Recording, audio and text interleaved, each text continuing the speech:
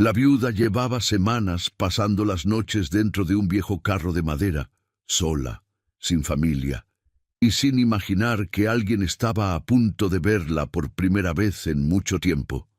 El dueño de aquella hacienda creyó que iba a encontrar un carro abandonado, pero encontró a una mujer completamente rota por la vida, y lo que comenzó aquella mañana en medio de la sierra terminó cambiando el destino de toda una familia. Suscríbete a Cuentos del Viejo Campo y acompáñame en esta historia donde, a veces, los caminos más duros terminan llevando exactamente al lugar correcto. Por esos caminos caminaba Aurelia Montemayor, 28 años, aunque su cuerpo en ese momento parecía cargarlo todo con la pesadez de una mujer mucho mayor. El vestido que alguna vez fue color mostaza estaba tan deslavado que ya no tenía nombre claro, apenas un tono entre el gris y el amarillo enfermo, remendado en los codos y en el ruedo con retazos que no eran del mismo paño. Llevaba el cabello negro, recogido con un pañuelo que ella misma había doblado y vuelto a doblar para que aguantara otro día más. Sus manos eran lo que más hablaba de su historia, nudillos gruesos para una mujer joven, palmas encallecidas, uñas partidas, manos que habían lavado ropa ajena, deshiervado milpas prestadas, amasado tortillas para familias que no eran la suya, todo a cambio de un plato de frijoles y un rincón donde dormir.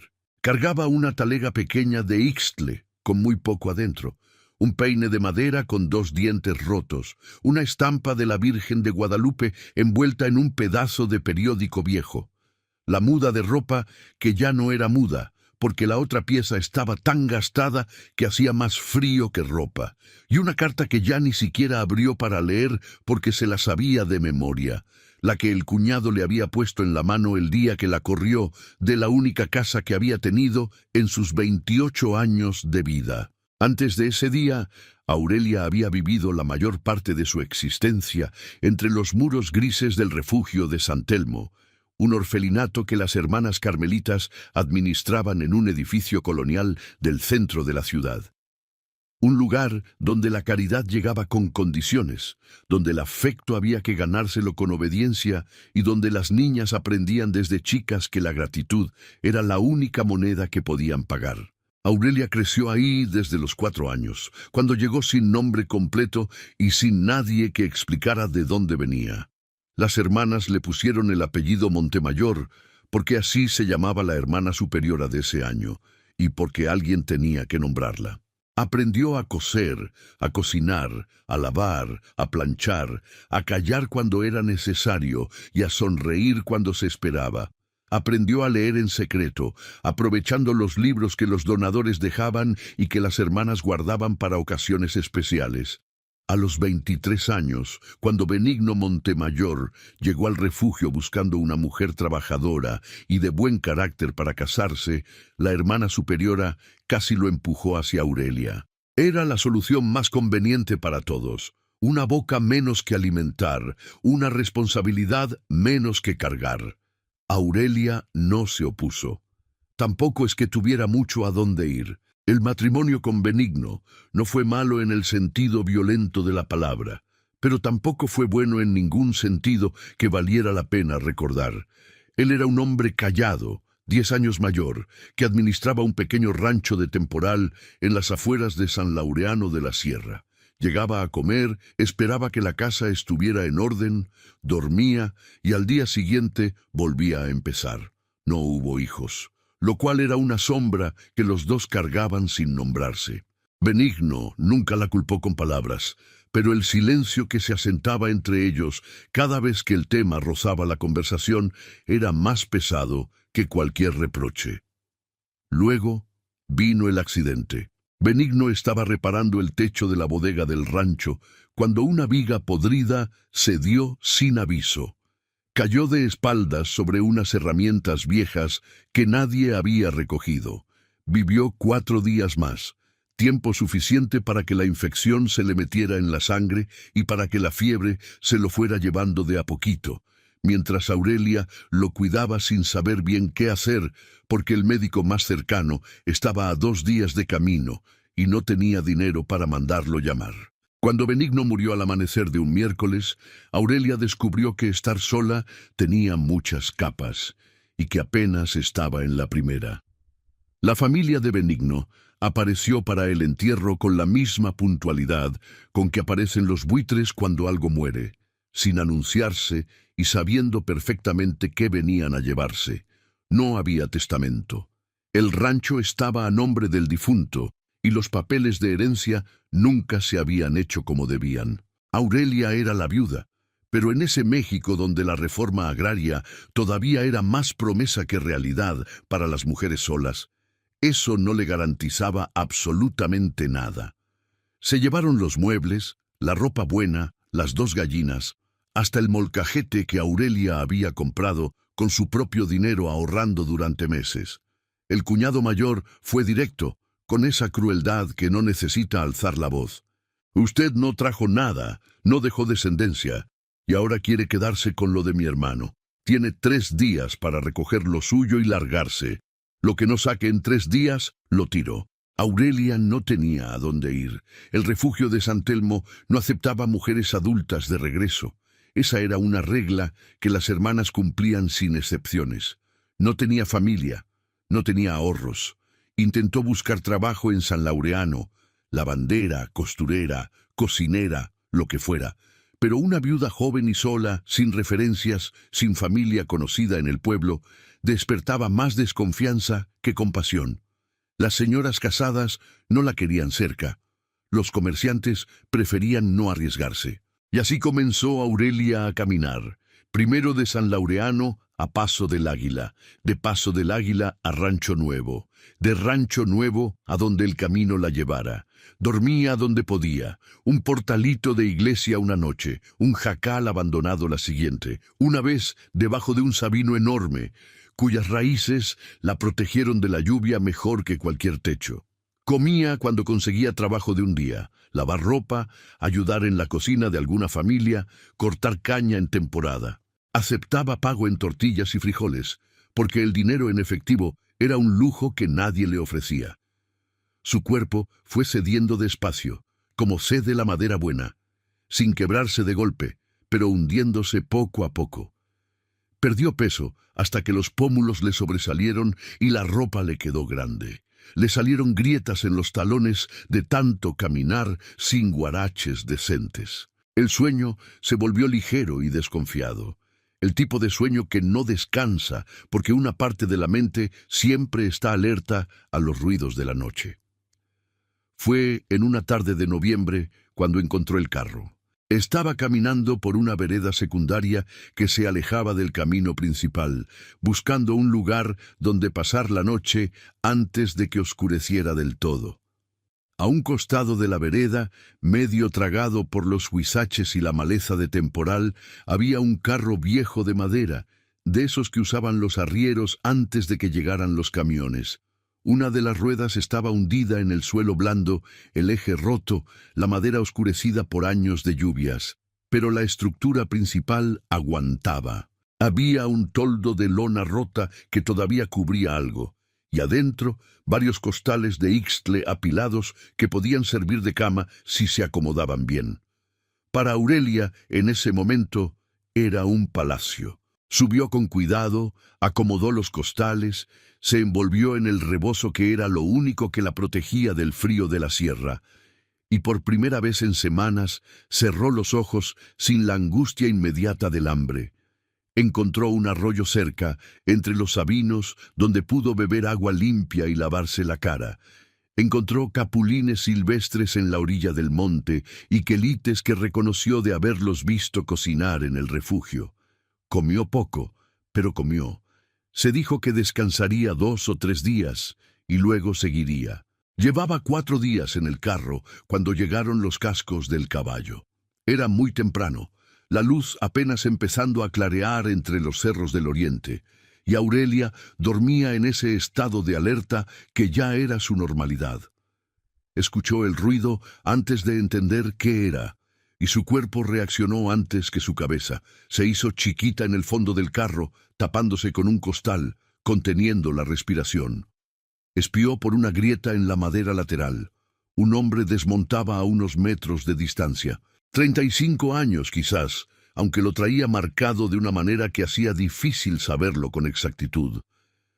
Era alto, de espalda ancha, con la postura de quien ha pasado la mayor parte de su vida montado a caballo o cargando decisiones que nadie más quería tomar. Vestía ropa de trabajo de buena calidad, pantalón de montar, camisa de manta gruesa, sombrero charro de ala ancha, pero todo con el polvo honesto de quien trabaja su tierra de verdad. Tenía el cabello oscuro con algunas canas tempranas en las sienes, y cuando se quitó el sombrero para limpiarse el sudor de la frente, Aurelia vio un rostro de facciones marcadas, serias, con algo en los ojos que ella no supo nombrar de inmediato, pero que no era crueldad. «Sé que hay alguien ahí», dijo el hombre sin gritar, con una voz que salía pareja y tranquila como el agua de un manantial. «No hace falta que se esconda. No vengo a hacer daño». Aurelia no se movió. «Si quiere que me vaya, me voy», continuó él, «pero si necesita ayuda, aquí estoy». Hubo un silencio largo. Aurelia calculó sus opciones con la rapidez de quien lleva meses tomando decisiones de supervivencia. Podía quedarse escondida, pero él ya sabía que estaba ahí. Podía intentar correr, pero las piernas no le iban a responder bien después de días de poco comer. O podía salir y ver qué pasaba. Salió. La luz del amanecer le pegó en la cara y tuvo que apoyarse en el costado del carro porque el mareo llegó de golpe. Ese mareo que produce el hambre acumulada cuando el cuerpo se pone de pie demasiado rápido. El hombre dio un paso hacia ella y luego se detuvo, como si entendiera que acercarse demasiado rápido iba a asustarla más. La observó en silencio por un momento. Aurelia vio en su expresión algo que reconoció porque lo había visto pocas veces en su vida, pero lo había memorizado bien. Alguien que la estaba viendo de verdad, no catalogándola, no calculando qué problema representaba, sino viéndola. «¿Está bien?», preguntó él. La pregunta era tan directa, tan desprovista de condescendencia, que Aurelia sintió algo aflojarse en el pecho. Llevaba meses sin que nadie le preguntara eso con ganas reales de escuchar la respuesta. «No», dijo ella. Su voz sonó extraña, ronca del poco uso. «No estoy bien». El hombre asintió despacio, como si esa respuesta honesta fuera exactamente lo que esperaba. «¿Qué hace aquí? Esta vereda está dentro de mis tierras. Este carro lo dejaron aquí unos arrieros hace como 8 años y nadie lo ha reclamado. No sabía que era propiedad privada. Necesitaba un lugar para descansar. Me voy ahorita». Empezó a recoger su talega con manos que no terminaban de obedecer bien. El hombre dio otro paso. «¿A dónde va a ir?», preguntó. «No sé». «¿Tiene familia cerca?». «No tengo familia». Otro silencio. Él se quitó el sombrero, pasó la mano por el cabello, un gesto que en otro hombre hubiera parecido impaciencia, pero en él parecía el movimiento de alguien pensando de verdad. «¿Cómo se llama?». «Aurelia. Aurelia Montemayor». «Leandro Barragán», dijo él. «Soy el dueño de la hacienda El Mirador de las Ánimas». Señaló con el sombrero hacia el norte, donde entre los sabinos y los flamboyanes, Aurelia pudo ver, en lo alto de una loma suave, la silueta de una construcción grande. «Quiero hacerle una propuesta, señora Montemayor, pero primero necesita comer y descansar como Dios manda. ¿Me permite llevarla?». Aurelia lo miró durante varios segundos, buscó en ese rostro las señales que había aprendido a leer, la mirada torcida, la sonrisa falsa, el gesto de quien ofrece algo que en realidad va a cobrar de otra manera. No encontró ninguna de esas cosas. Encontró cansancio, encontró algo que se parecía a la soledad, y encontró una especie de urgencia contenida, como si él también necesitara algo que no sabía bien cómo pedir. «Está bien», dijo ella finalmente. «Lo escucho». El camino hasta la hacienda duró poco más de un cuarto de hora, con Aurelia montada al frente en el caballo y Leandro detrás, sosteniendo las riendas, sin hablar. Pasaron por potreros de pasto verde oscuro, donde pastaban reses charolais. por la orilla de un cafetal que olía a tierra húmeda y hoja, por un camino de piedra que subía suavemente hacia la casa. Los jornaleros que ya estaban en los potreros se detuvieron a mirar. Aurelia sintió cada mirada, pero no les dio la cara. La hacienda apareció despacio, como aparecen las cosas que han estado siempre ahí, pero que uno nunca se había puesto a ver bien. Era una construcción de 2 pisos, de muros gruesos de cantera rosa, que en esa luz del amanecer brillaban con un color entre naranja y dorado. Tenía un corredor amplio con arcos de medio punto, macetas de bugambilias moradas que nadie había podado en mucho tiempo y un portal de entrada con las puertas de madera oscura, desgastada pero todavía sólida. El jardín que rodeaba la casa había sido bello alguna vez. Todavía se adivinaba en la disposición de los canteros y en los árboles de laurel de la India que crecían ordenados a los lados del camino de entrada. Pero los canteros estaban invadidos por hierba. Las bugambilias crecían hacia donde querían, y había una fuente seca en el centro del patio cuya taza acumulaba hojas secas. Era una casa que había dejado de ser cuidada el día que alguien dentro de ella dejó de tener ganas. Doña Escolástica salió al portal antes de que Leandro terminara de desmontar. Era una mujer de más de 60 años, delgada como rama de huizache, con el cabello completamente blanco recogido en un chongo apretado y una cara que tenía más arrugas que piel lisa, pero unos ojos negros que todavía veían todo y se perdían de nada.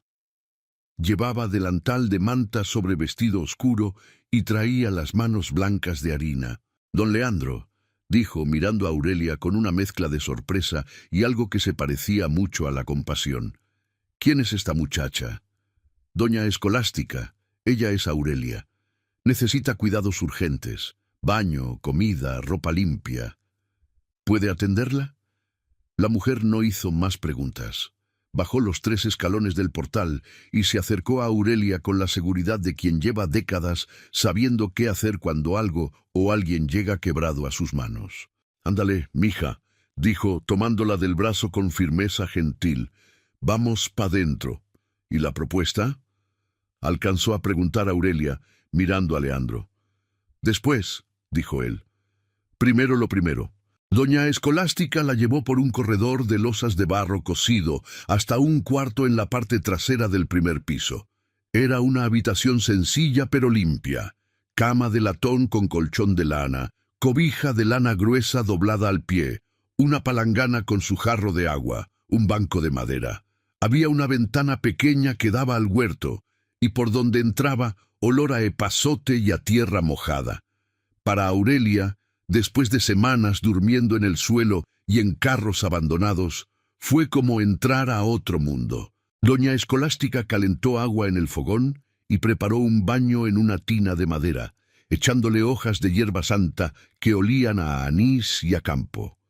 Cuando Aurelia se metió al agua tibia, tuvo que apretarse la boca con la mano para no llorar. El agua se fue poniendo oscura con la mugre de semanas. La vieja le lavó el cabello con paciencia de partera, deshaciendo nudo por nudo sin un solo gesto de fastidio.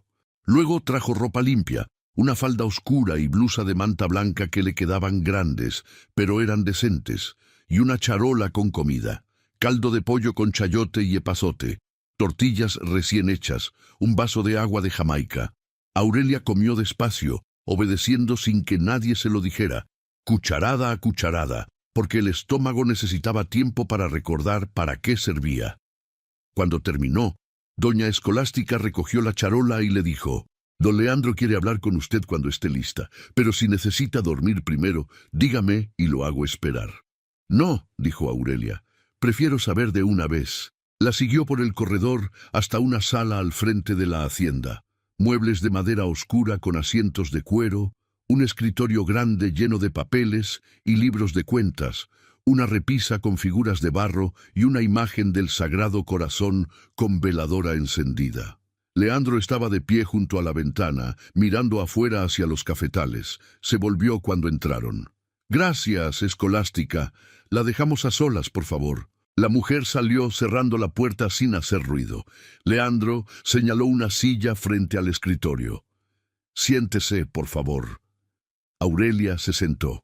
Cruzó las manos en el regazo y esperó, con esa quietud que aprenden los que han tenido que esperar decisiones ajenas toda la vida. Leandro caminó un momento por la sala antes de hablar, como si necesitara ordenar las palabras en el orden correcto.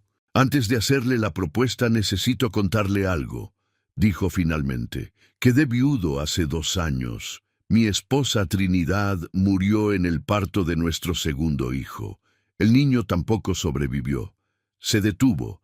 La pausa era de alguien que ha dicho esas palabras muchas veces, pero que todavía no ha encontrado la manera de decirlas sin que duelan. Teníamos una hija, Emma. Tenía 7 años cuando perdió a su mamá. Ahora tiene 9. Aurelia escuchaba sin interrumpir. Desde esa noche, continuó Leandro volviendo a caminar, Emma dejó de hablar. No de golpe, sino poco a poco, como si las palabras se le fueran yendo sin que ella lo decidiera. Los médicos que traje desde la ciudad dicen que físicamente está perfecta, que es cosa del susto, del duelo, que hay que tenerle paciencia, pero ninguno me dijo cómo. Se volvió a mirar a Aurelia directamente. He contratado 4 personas en 2 años para que la cuiden y la acompañen. 4. La última se fue hace un mes diciendo que la niña era imposible, que le tenía miedo a todo, que no comía, que se escondía, que tenía rabietas que no podían controlarse. Se fue y me devolvió el dinero del mes completo, que ya de por sí dice mucho. Apretó los puños un momento y los soltó. Mi hija no está loca, está rota. Hay diferencia, y yo no sé cómo componerla. Aurelia sintió algo moverse en el pecho. Conocía esa manera de estar roto. La había vivido desde adentro muchos años. La propuesta, dijo Leandro sentándose por fin en la silla frente a ella, es que se quede aquí y se ocupe de Emma. No como sirvienta, sino como su acompañante, su guía. Le pagaría un salario justo. Tendría el cuarto donde estuvo esta mañana, comida, ropa, todo lo que necesite. A cambio, solo le pido que intente llegar a mi hija. Aurelia procesó las palabras con calma. Don Leandro, dijo, nunca he cuidado niños, no tengo hijos, no tengo experiencia con esto. Si 4 personas que saben más que yo no pudieron, ¿por qué cree que yo sí podría? Leandro la miró un momento antes de responder. Porque cuando la encontré esta mañana en ese carro, con todo lo que claramente ha cargado sola, usted no me pidió lástima. Me miró a los ojos y me dijo que no estaba bien. Eso requiere un tipo de honestidad que no se aprende en ningún lado. Y porque, hizo una pausa, usted sabe lo que es estar completamente sola en un cuarto lleno de gente. Emma también lo sabe. Quizás eso vale más que la experiencia. Aurelia no dijo nada por un momento. Pensó en la alternativa, el camino de terracería, los guaraches rotos, el frío de la sierra de noche, la talega de Ixtle que ya casi no tenía nada. Pensó en hasta dónde le quedaban fuerzas. Pensó en una niña escondida en algún cuarto de esa casa grande, cargando un silencio que nadie había podido descifrar. No le puedo prometer que voy a lograrlo, dijo finalmente. Pero le prometo que lo voy a intentar con todo lo que tengo. El alivio en la cara de Leandro fue tan evidente que Aurelia lo sintió casi físicamente en el cuarto. Es suficiente, dijo él. Y por favor, llámeme Leandro. Don Barragán era mi padre, y él y yo tuvimos nuestras diferencias. Subieron juntos al 2.º piso por una escalera de madera que crujía en el 3.er escalón. El corredor de arriba tenía el suelo de loseta de talavera azul y blanca, un poco descuidada pero todavía hermosa. Se detuvieron frente a una puerta de madera con tallados de flores. Emma, llamó Leandro suavemente, como si el volumen de la voz también pudiera asustarla. Papá está aquí. Traje a alguien que quiero que conozcas. Silencio del otro lado. Leandro abrió la puerta despacio. El cuarto de Emma era amplio, con 2 ventanas que daban a los cafetales y dejaban entrar una luz verde y tamizada que hacía el cuarto sentirse como dentro de una pecera.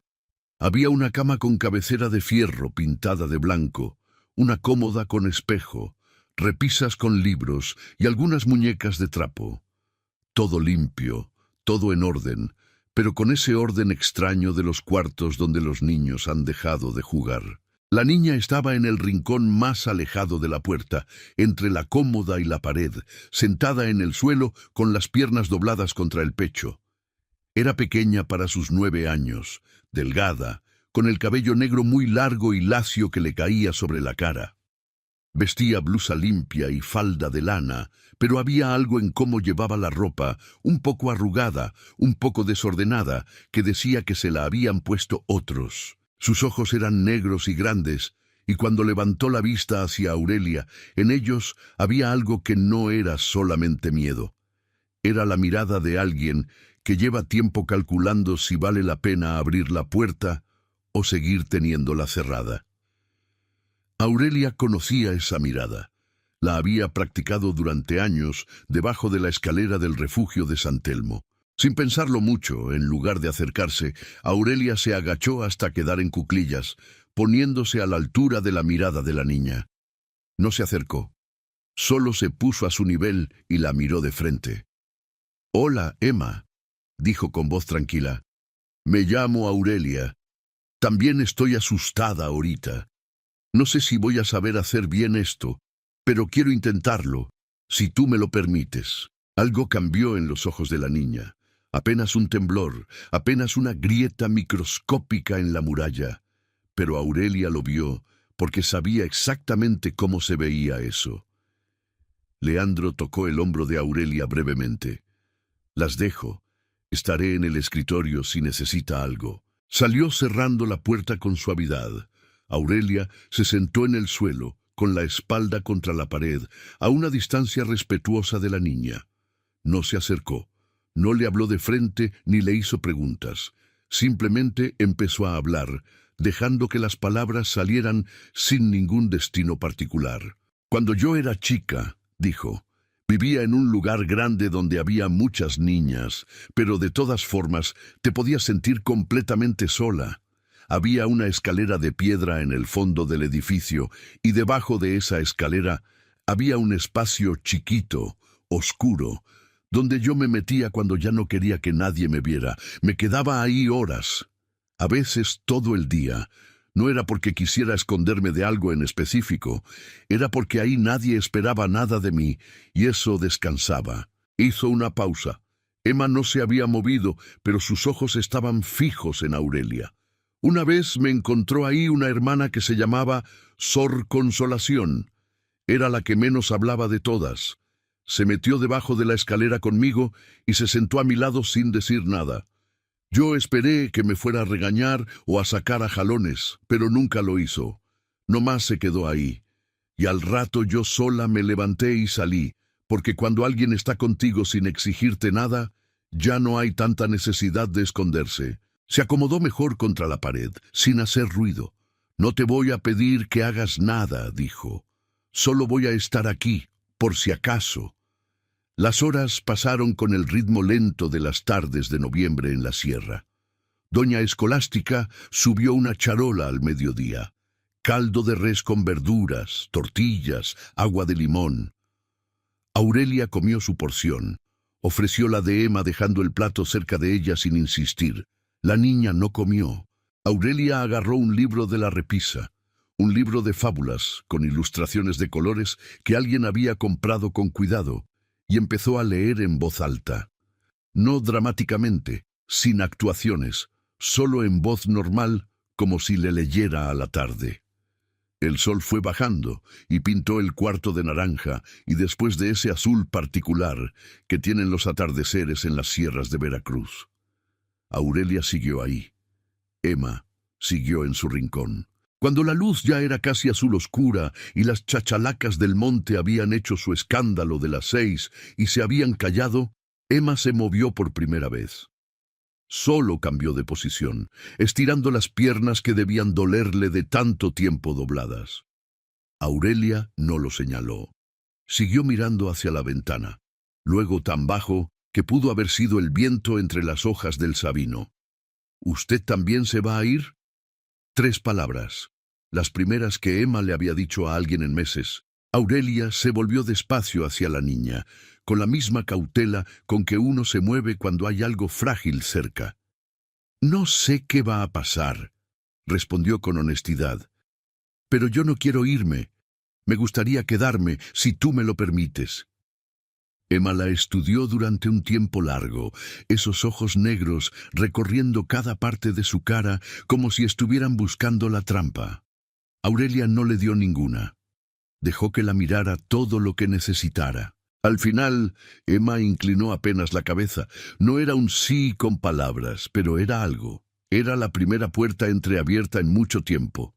Esa noche, en el cuarto del fondo que ya sentía un poco suyo, Aurelia tardó en dormirse no por miedo, sino por algo diferente.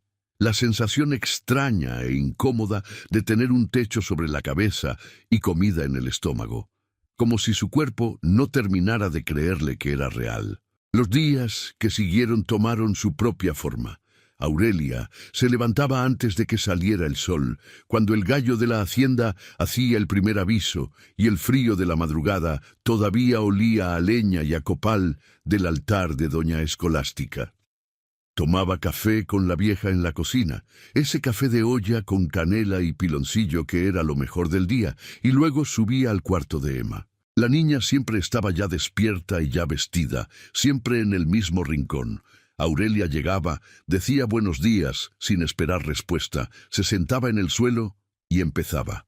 Algunas mañanas leía, otras hablaba de cosas sin importancia. El zanate que se había parado en el alero y se había quedado mirando fijo, el olor que traía el viento del norte cuando bajaba de la sierra. Cómo se hacían las tortillas de mano si uno quería que quedaran perfectamente redondas sin usar molde. Emma no respondía, pero dejó de tener cara de quien espera que le hagan daño. Leandro aparecía 2 o 3 veces al día, asomándose al cuarto con una pregunta corta en los ojos que Aurelia respondía con gestos. Bien, despacio, pero bien. Los dos habían establecido una comunicación sin palabras que funcionaba con precisión sorprendente.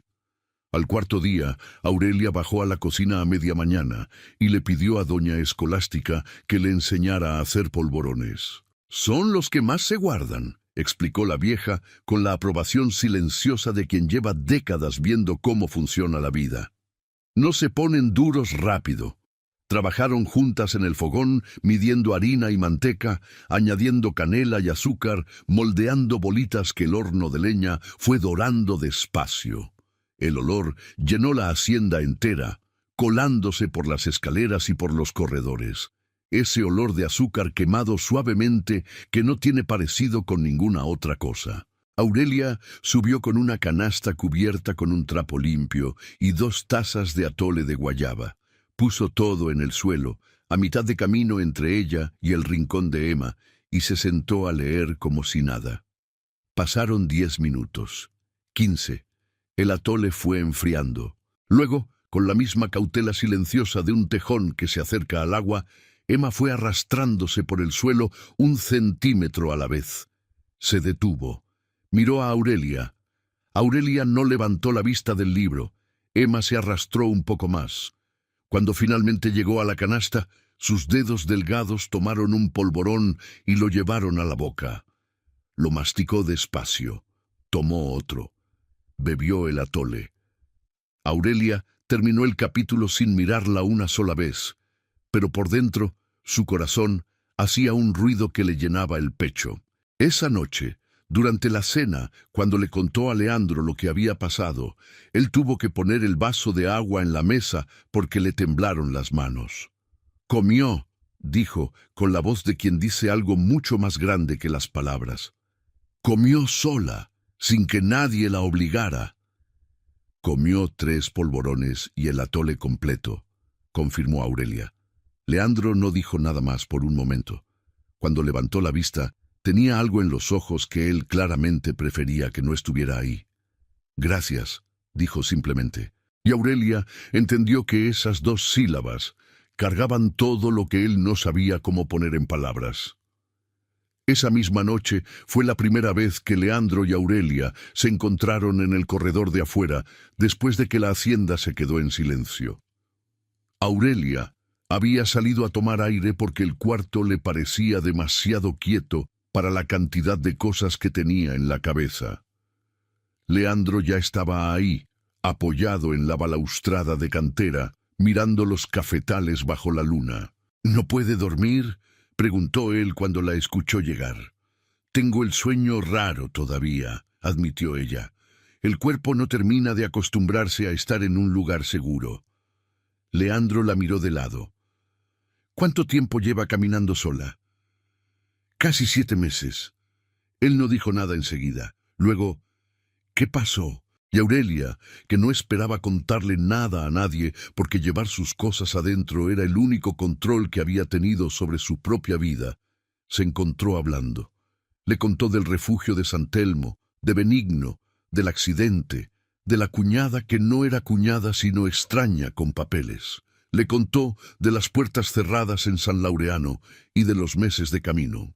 No lo dijo como quien busca lástima, sino como quien finalmente puede poner en orden una historia que ha cargado revuelta durante demasiado tiempo. Leandro escuchó sin interrumpir. Cuando ella terminó, él miró hacia los cerros oscuros. Trinidad murió en enero, dijo. La traje al mejor médico que pude conseguir. Lo mandé llamar desde Xalapa. No sirvió de nada. Hay cosas que los médicos no pueden. Emma no habló en todo el camino al panteón. No habló en el entierro.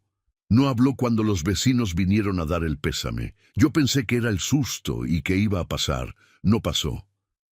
Tampoco es que el dolor tenga un calendario, dijo Aurelia en voz baja.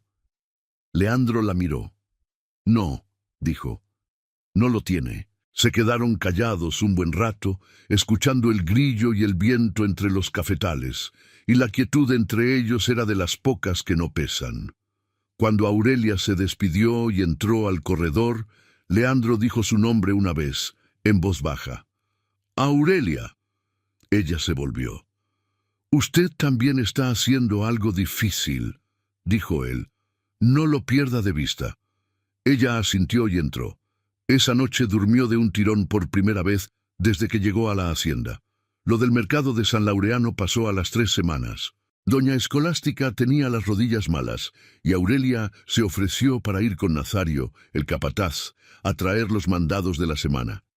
Leandro dudó antes de aceptar, con esa arruga en la frente de quien sabe algo que prefiere no decir todavía. Pero aceptó. San Laureano de la Sierra era un pueblo de no más de 3 calles buenas y un montón de callejones que bajaban de la plaza hacia el río. La plaza tenía su kiosco de fierro forjado, su iglesia de fachada de cantera rosa, su presidencia municipal con la bandera que el viento del norte estaba batiendo ese día. La tienda de abarrotes, donde la hacienda hacía sus compras, estaba en la esquina más concurrida. Aurelia entró con la lista de doña Escolástica en la mano y sintió el cambio de temperatura social antes de que sus ojos terminaran de ajustarse a la penumbra del local. Había 3 mujeres adentro. Las 3 pararon de hablar al mismo tiempo. Los ojos que le lanzaron eran de los que pesan, de los que quieren que uno sienta que está siendo pesado en una balanza y que ya salió corto. Aurelia se acercó al mostrador, donde el tendero, un hombre de bigote canoso, la recibió con expresión neutra que no comprometía nada. «Buenos días, vengo de la hacienda El Mirador». El tendero tomó la lista y llamó al fondo a un chamaco para que fuera separando las cosas. Mientras esperaba, Aurelia oyó el susurro, que no era susurro, sino voz calculada para que llegara. «Pues ya lo decía yo. El patrón Barragán se trajo una a vivir con él.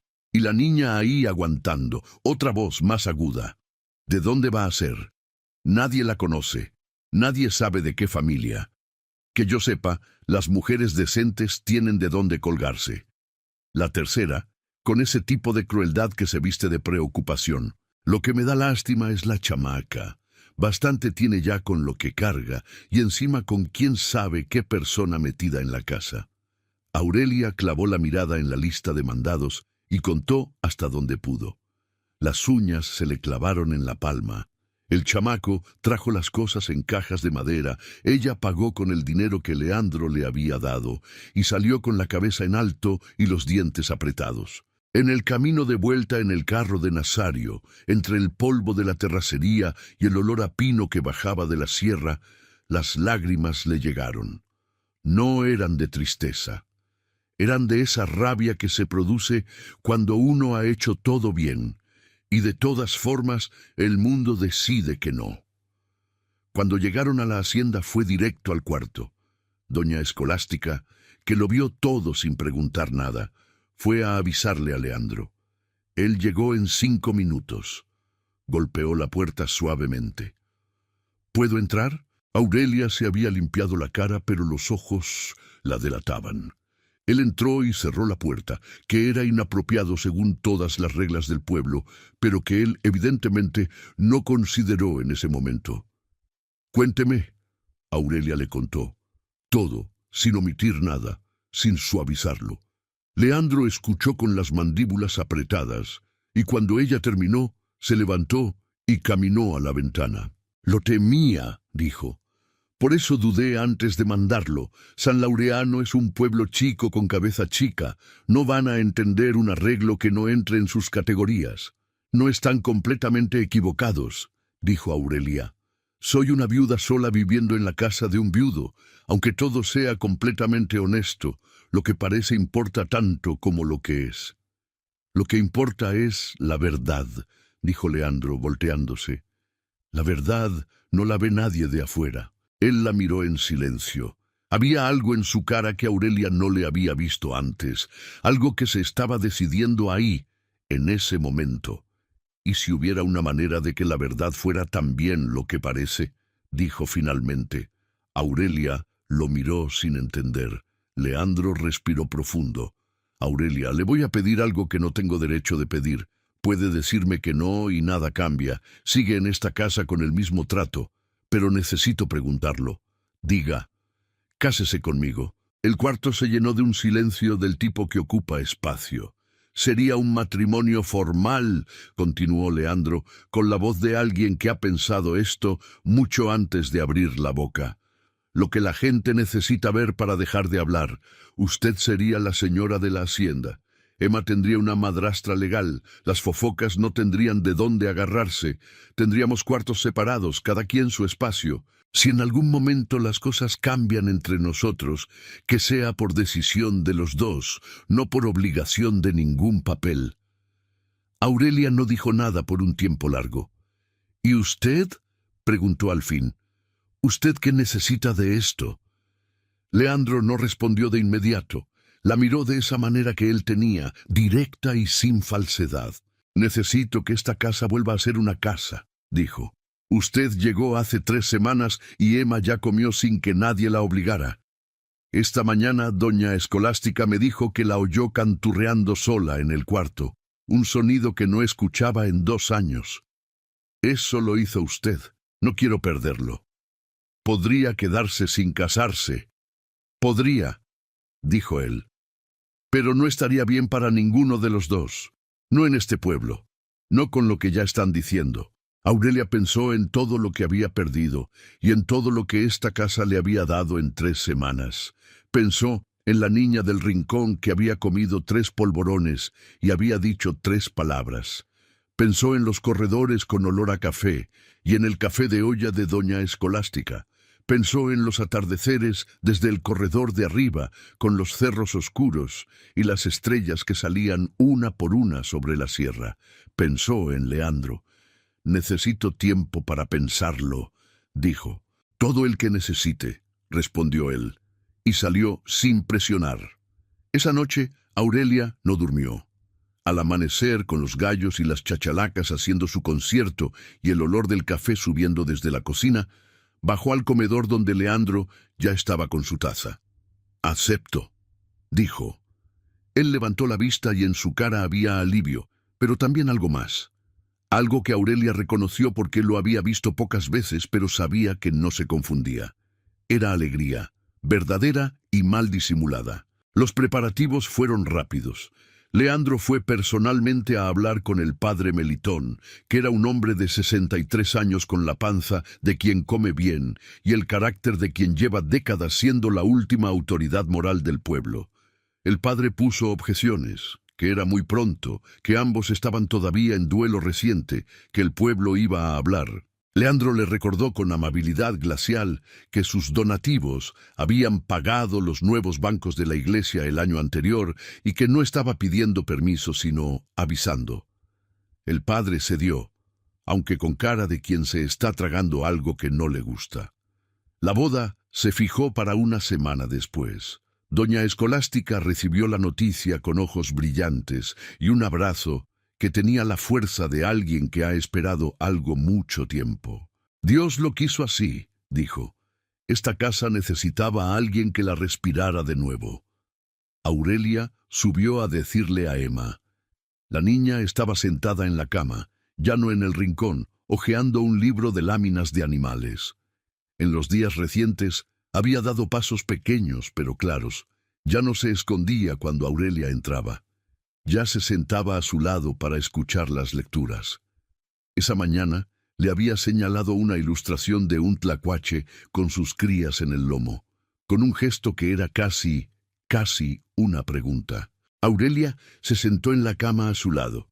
Emma, te quiero contar algo importante. Tu papá y yo vamos a casarnos. Eso significa que me voy a quedar aquí para siempre y que voy a ser tu madrastra. Emma cerró el libro. La miró durante un tiempo, que para Aurelia pareció muy largo. Luego, despacio, la niña se inclinó y apoyó la cabeza en el hombro de Aurelia. Fue un gesto tan chiquito y tan enorme al mismo tiempo que Aurelia tuvo que cerrar los ojos para no ponerse a llorar ahí mismo. Le puso la mano en el cabello suavemente. «Te voy a cuidar bien», susurró. «Te lo prometo». La noticia del matrimonio llegó a San Laureano antes de que Leandro terminara de contársela a los trabajadores de la hacienda, porque en los pueblos chicos las noticias siempre llegan primero que la gente que las lleva. Las reacciones fueron las que eran de esperarse: sorpresa, escándalo contenido, especulación a media voz. Algunas señoras aparecieron con pretextos de visita de cortesía que en realidad eran excursiones de reconocimiento. Leandro las recibió con la educación distante de quien abre la puerta pero no la casa, y dejó claro, sin decirlo, con palabras, que su futura esposa no estaba disponible para ser inspeccionada. Y fue exactamente 3 días antes de la boda cuando llegó Baltasar Barragán. Aurelia estaba en el huerto con Emma, que ese día había aceptado bajar al patio por primera vez en quién sabe cuánto tiempo. Estaban plantando semillas de girasol en un cantero que Aurelia había deshervado esa mañana, con tierra nueva y abono que Nazario había traído del establo. Emma sostenía las semillas en la palma y las iba dejando caer una por una en los hoyitos que Aurelia hacía con un palo, concentrada en la tarea con una seriedad que le daba ternura. Oyeron las voces desde adentro de la casa, voces altas, discutiendo. Doña Escolástica apareció en la puerta del huerto con la cara de quien trae malas noticias, pero no sabe exactamente cuánto de malas. Doña Aurelia, llegó el hermano del señor. Están discutiendo en el escritorio. Mejor llévese a la niña a su cuarto. Aurelia le tomó la mano a Emma. «¿Vamos a ver los libros de animales?», le dijo en voz tranquila, como si no pasara nada. Emma la miró a los ojos un momento, calculando, y asintió. La subió al cuarto, le puso el libro en las manos y le dijo que ahorita volvía. Luego bajó hacia el escritorio. La puerta estaba entreabierta. Las voces de los 2 hombres le llegaron claras. Enloqueció completamente. Eso es lo único que explica esto. La voz de Baltasar era más fuerte que la de Leandro, con ese exceso de volumen que tienen los que sienten que nadie los escucha de otra manera. ¿Quién es esa mujer? ¿De dónde salió? No tienes la menor idea de quién es ni de dónde viene. Sé exactamente quién es, decía Leandro, con esa calma peligrosa que era peor que cualquier grito. Y sé lo que ha hecho por mi hija en menos de un mes. Te está usando, hermano. Te está manipulando a través de la niña. Eso es lo más fácil del mundo. Encontrar un hombre solo con una hija difícil y hacerse necesaria. Una mujer que apareció de la nada, ahora va a ser la señora de El Mirador. ¿No te parece demasiada casualidad? Cuida lo que dices. Digo lo que es verdad. Esa mujer no tiene referencias, no tiene familia, no tiene nada. Para cuando te des cuenta del error, ya tendrá sus manos metidas en todo. Aurelia empujó la puerta y entró. Los dos hombres se volvieron. Baltasar era más chaparro que Leandro, con el tipo de cuerpo que en otro tiempo había sido fuerte y que ahora empezaba a suavizarse por el buen vivir. Tenía ojos inquietos, de los que no se quedan quietos en ningún lugar, siempre buscando el ángulo. Rondaba los 33 años, pero los traía peor que su hermano mayor. «La mismísima», dijo Baltasar, con una sonrisa que no era sonrisa. «Qué conveniente aparecer justo ahora». «No vine a interrumpir», dijo Aurelia con voz pareja. «Vine porque si están hablando de mí, tengo derecho de estar presente». «Ah, ¿también tiene carácter?», dijo Baltasar con un tono que pretendía ser gracioso y no lo era. «Baltasar», dijo Leandro. «No, déjame terminar. Señora, o lo que sea usted, el hecho es que nadie la conoce, nadie puede dar fe de usted, y mi hermano está a punto de cometer un error que va a costarle caro. Las personas que no tienen familia», dijo Aurelia, «no son automáticamente sospechosas. Son personas que tuvieron mala suerte, no malos propósitos». Baltasar se acercó un paso. «Muy bonito discurso para alguien que estaba viviendo en un carro abandonado hace un mes». «Baltasar». La voz de Leandro era ahora del tipo que no admite continuación. «Tienes 5 minutos para salir de esta hacienda. Si en 5 minutos sigues aquí, le digo a Nazario que te ayude a encontrar la salida». Baltasar miró a su hermano, miró a Aurelia. Su cara tenía esa expresión de quien está calculando una retirada que no quiere que parezca derrota. «Está bien», dijo finalmente. «Me voy. Pero esto no termina aquí. Voy a averiguar quién es esta mujer de verdad, y cuando lo averigüe voy a volver». Salió. Sus pasos en las losas de Talavera fueron decreciendo hasta desaparecer. Leandro se volvió hacia Aurelia. «Lo siento. Baltasar lleva años siendo así. Cuando mi padre dividió las propiedades, él creyó que había recibido menos de lo que merecía y nunca lo perdonó». «Va a causar problemas», dijo Aurelia, no como pregunta. «Va a intentarlo», dijo Leandro. «No voy a dejarlo». Aurelia quería creerle, pero el frío que le había quedado en el pecho después de esa conversación no se fue fácilmente. Los 3 días siguientes pasaron tensos, con esa tensión de quien espera que llegue algo que no sabe de qué tamaño va a ser. Aurelia se concentró en Emma, que cada día daba un paso más. Ya hablaba en voz baja pero con más frecuencia. Ya bajaba al patio sin que nadie la convenciera mucho. Ya se reía a veces cuando Aurelia le contaba cosas graciosas de los animales del campo. Una tarde, mientras arreglaban juntas las semillas de girasol recién plantadas. «¿Va a ser mi mamá de verdad?», preguntó Emma. «Voy a ser tu madrastra», dijo Aurelia suavemente. «Pero si me quieres llamar mamá, puedo ser las dos cosas». Emma pensó en eso un momento con la seriedad de quien toma las palabras en serio. «¿Puedo? Puedes». Emma asintió satisfecha y volvió a sus semillas. Y Aurelia tuvo que bajar la cabeza un momento porque si la levantaba iba a ponerse a llorar y no quería que la niña la viera. La noche anterior a la boda, Aurelia se quedó despierta hasta tarde. Oía el viento de la sierra, el tecolote que vivía en los sabinos del fondo, el crujido particular de la madera vieja de la hacienda cuando la temperatura bajaba. Pensaba en que al día siguiente iba a ser la señora Barragán y en que eso era tan improbable que todavía le costaba trabajo imaginar su propio nombre junto a ese apellido. Lo que no pensaba era en la manera en que Leandro la había mirado esa tarde en el corredor, ni en la conversación de la noche anterior, donde él le había dicho, casi sin querer, que la hacienda había empezado a oler diferente desde que ella llegó, como si la casa hubiera estado aguantando la respiración y finalmente pudiera soltar el aire.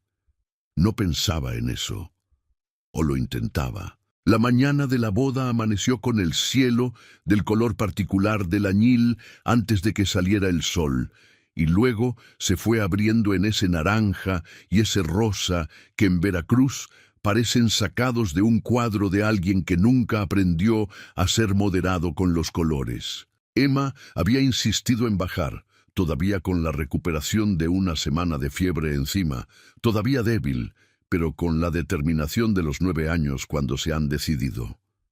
Doña Escolástica la había vestido con cuidado. Traje de lana azul marino, medias blancas, zapatos negros con hebilla. Tenía el cabello trenzado con un listón que era exactamente el mismo azul del vestido. Para Aurelia, doña Escolástica había conseguido con ayuda de las mujeres de la hacienda un vestido de falda amplia en color hueso con bordado de flores en el cuello y en los puños, sencillo, pero hermoso. Le puso en el cabello flores de gardenia del jardín y cuando Aurelia se miró en el espejo de la cómoda, no reconoció del todo a la mujer que la miraba. No era la niña del refugio de San Telmo. No era la viuda que caminaba por las veredas con los guaraches rotos. Era otra cosa, algo que todavía no tenía nombre exacto, pero que se sentía como punto de llegada después de un camino muy largo. La ceremonia fue en la capilla de la hacienda, un espacio pequeño con paredes encaladas y retablo dorado con la imagen de la Virgen de la Candelaria. Estaban los trabajadores de la hacienda, doña Escolástica, Nazario y su familia, 2 o 3 vecinos de confianza. Emma estuvo sentada en una silla especial que le pusieron al frente, con los ojos muy abiertos y la espalda muy derecha. El padre Melitón, que había llegado con menos cara de aprobación que de resignación episcopal, condujo la ceremonia con más solemnidad de la que el momento pedía.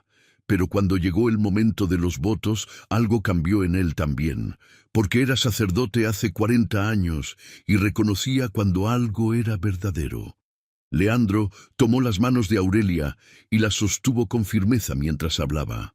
Aurelia, te prometo no solamente un techo y lo que necesites. Te prometo respeto, cuidado y honestidad.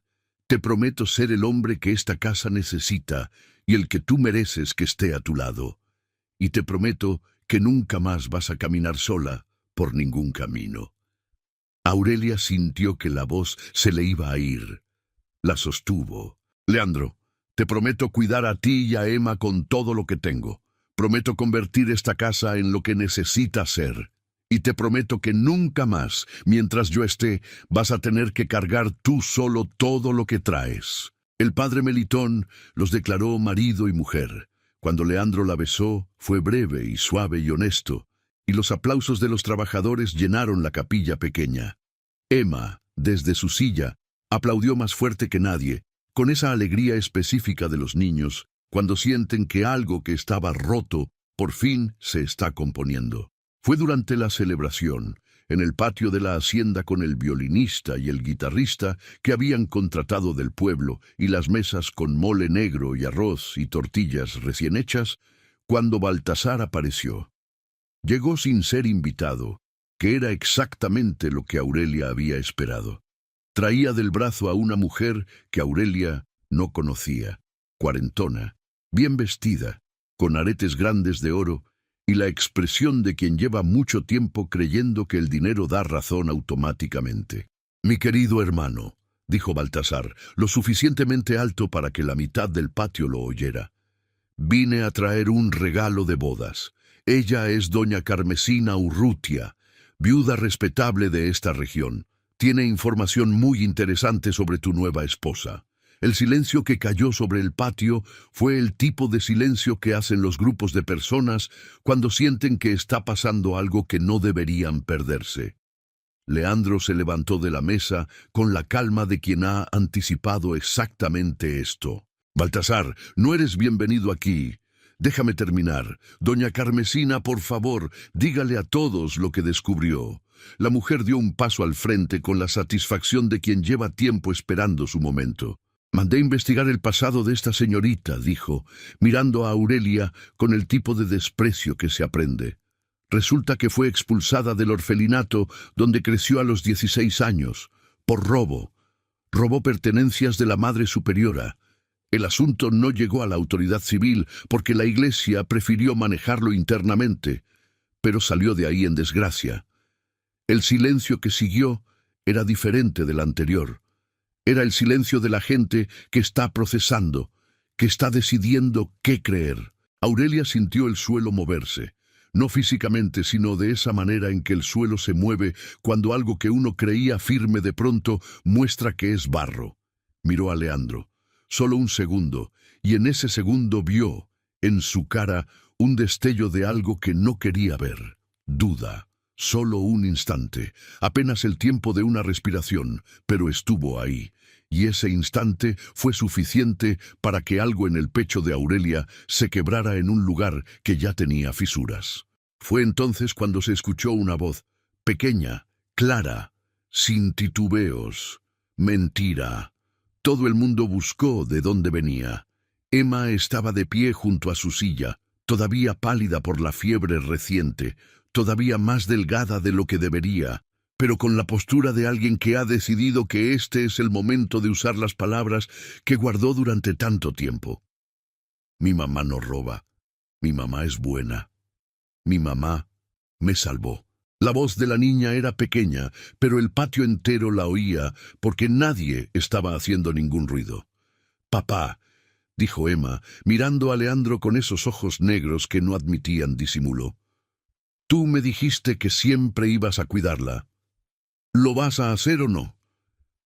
Leandro miró a su hija. La miró de verdad, de esa manera en que a veces los hijos le dicen a los padres exactamente lo que necesitan oír. Y luego miró a Aurelia, y en su cara ya no había duda. Había vergüenza de que hubiera estado ahí, aunque fuera un segundo. Y había algo más. Algo que se estaba decidiendo en ese momento de manera que no iba a deshacerse. Se volvió hacia Baltasar y hacia doña Carmesina con la expresión de quien cierra una puerta para siempre. «Esa carta es falsa», dijo, con voz que no necesitó subir el volumen para llegar a todos los rincones del patio. «Y lo sé, porque antes de que usted mandara a investigar, yo ya lo había hecho». Hizo una señal a Nazario, que traía una caja de madera bajo el brazo. La abrió Leandro y sacó varias hojas. Mandé a Nazario personalmente al refugio de San Telmo hace 2 semanas. Leyó en voz alta, clara.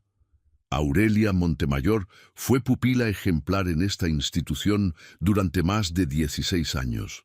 Nunca presentó conducta reprochable de ningún tipo. Nos dejó a los 24 años para contraer matrimonio, llevando nuestras oraciones y nuestra estima. En ningún momento de su estadía aquí ocurrió ningún incidente de la naturaleza que se nos consulta. Firmado, Madre Superiora, Sor Asunción de la Cruz. El silencio que siguió era de diferente calidad que todos los anteriores. Leandro dobló la carta con cuidado. «Doña Carmesina, voy a presentar una demanda civil por difamación.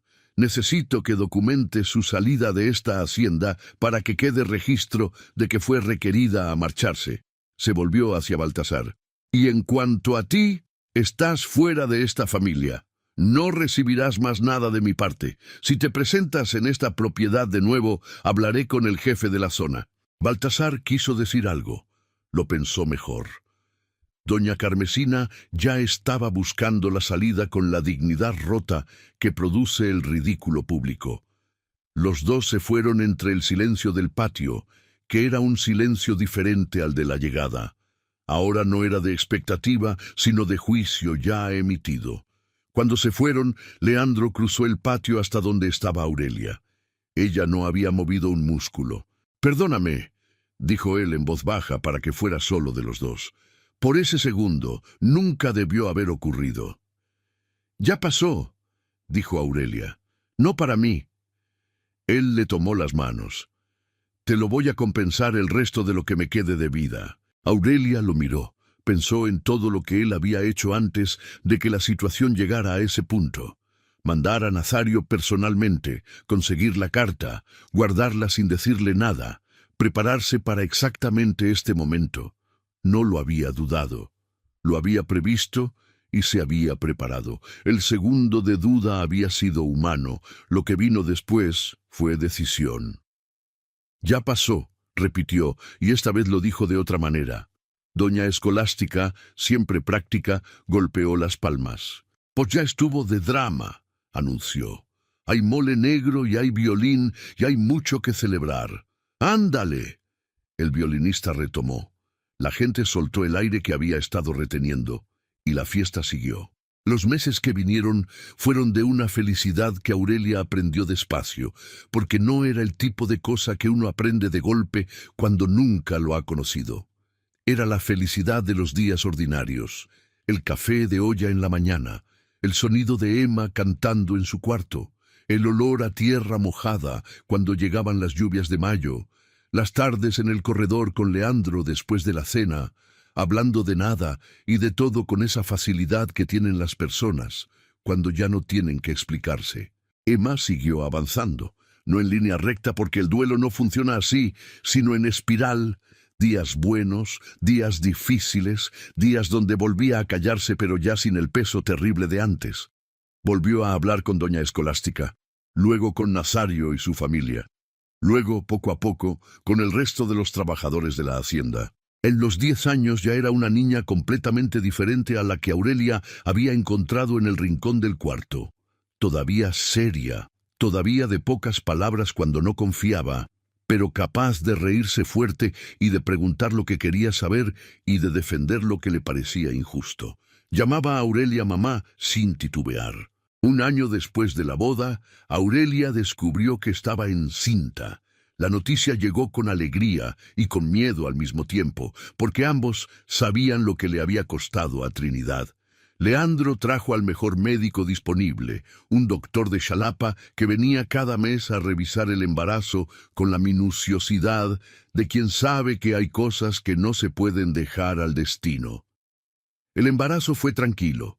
El parto, al final de un agosto cargado de calor y lluvia, fue largo pero sin complicaciones. El niño llegó sano, llorando con fuerza de quien tiene mucho que decir. Lo llamaron Lázaro.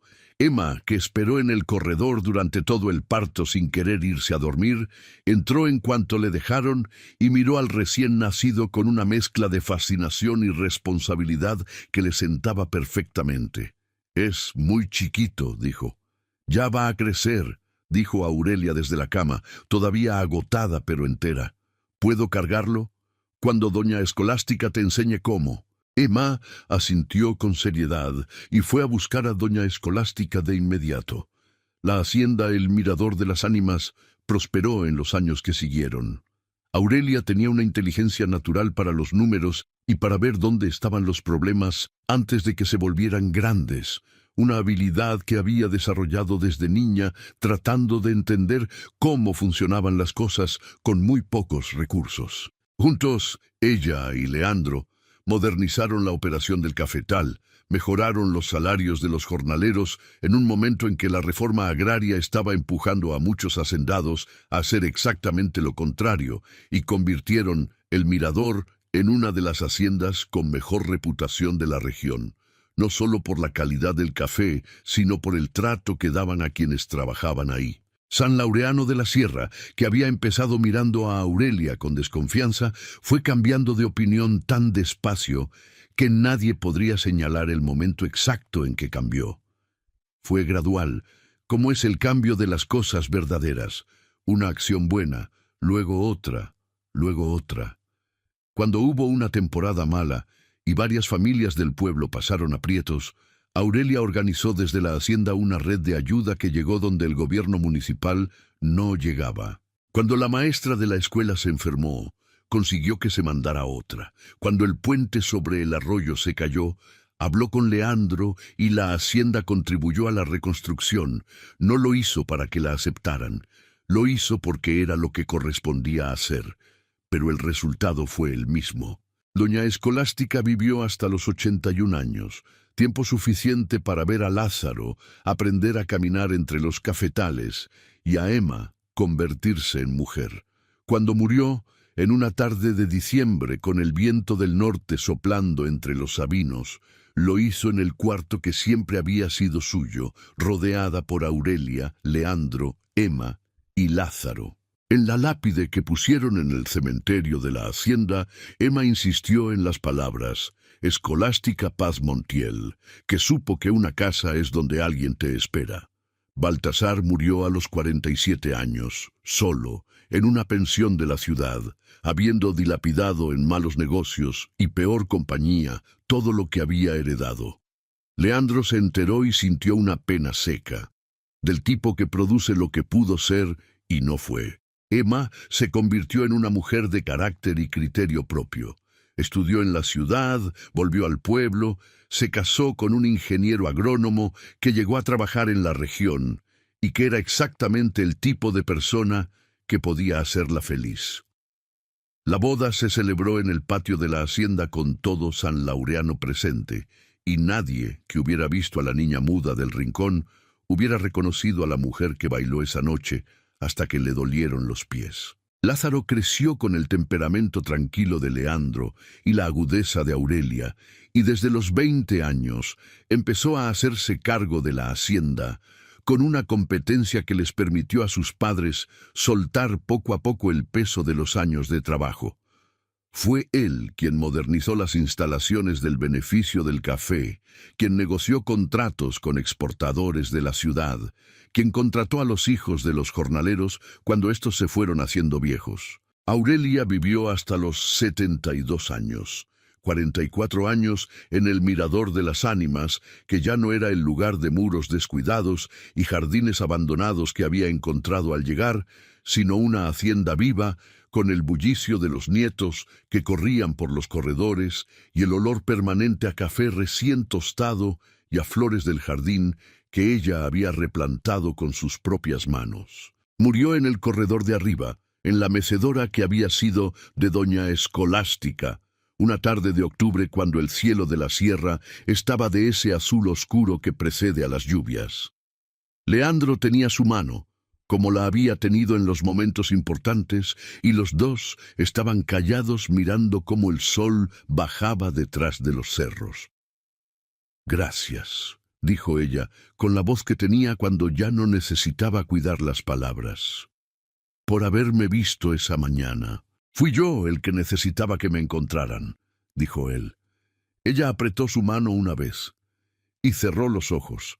Leandro la siguió 2 años después, a los 78.